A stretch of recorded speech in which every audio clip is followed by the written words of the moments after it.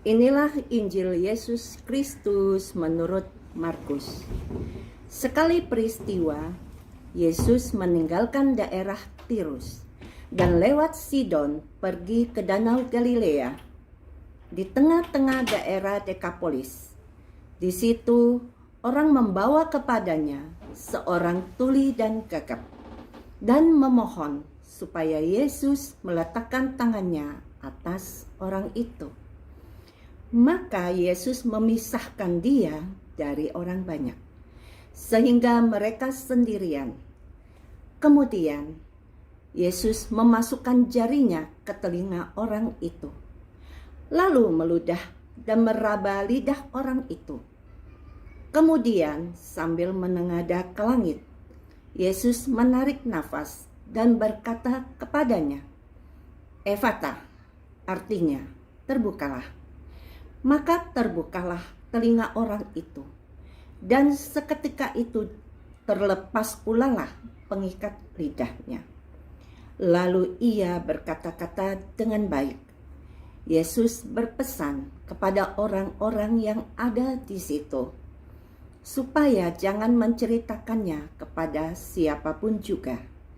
Tetapi makin dilarangnya mereka, makin luas mereka memberitakannya.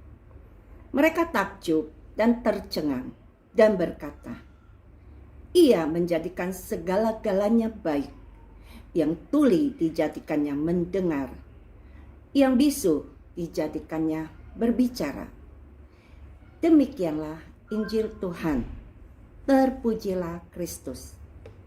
Selamat pagi saudara-saudaraku yang terkasih di dalam Tuhan Yesus. Salam lapas. Salam dari pelataran Borobudur. Pagi hari ini saya ingin sharing bersama dengan kita semua tentang bacaan Injil yang kita ambil dari Injil Markus bab 7 ayat 31 sampai 37. Yang tuli dijadikannya mendengar, yang bisu dijadikannya berbicara. Saudara-saudaraku yang terkasih, dalam Injil sering kita membaca Yesus ketika menyembuhkan yang sakit itu karena dia tergerak oleh belas kasihan. Semata-mata karena Tuhan mau memberikan keselamatan bagi orang yang dia sembuhkan. Tuhan Yesus bukan hanya menyembuhkan sakit fisik, tetapi terlebih-lebih adalah jiwa orang yang diselamatkan itu. Nah, apakah bacaan hari ini juga menyentuh hati nurani saya dan Anda? Mungkin tanpa kita sadar, seringkali kita pun tuli terhadap sabda Tuhan. Kalau kita sendiri tidak bisa mendengar sabda Tuhan, apakah mungkin kita bisa mewartakan Yesus itu kepada sesama kita? Kita semua yang dipanggil menjadi pelayan Tuhan di dalam komunitas kasih Tuhan. Pertama-tama, kita ini tergerak untuk mendengarkan sabda Allah dari Injil Matius bab 25 tentang pengadilan terakhir, di mana Tuhan tidak cukup kita hanya menyebut-nyebut nama Tuhan, tetapi kita tidak melakukan apapun. Tapi Tuhan Yesus berbicara, berpesan, "Ketika aku di penjara, kau mengunjungi aku." Nah, kita mendengarkan sabda Tuhan. Kita mau mendengarkan bahwa Tuhan mau dikunjungi ketika orang-orang itu di dalam penjara. Kita yang terpanggil untuk melayani di dalam komunitas kasih Tuhan, kita sudah mendengar sabda Allah. Tuhan mau membawa keselamatan bagi orang-orang yang ada di lapas atau di rutan, para warga binaan. Maka Tuhan memanggil kita, dan kita mau mendengarkan panggilan Tuhan. Kita juga mau menjawab panggilan Tuhan.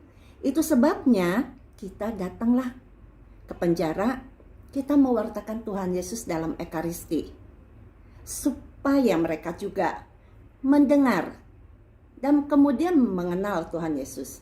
Karena Tuhan Yesus ingin setiap orang itu diselamatkan jiwanya. Maka berbahagialah kita yang mendengarkan sabda Tuhan dan melakukannya. Semoga hari ini tidak ada satupun dari kita yang masih tuli, yang tidak mau mendengarkan sabda Allah.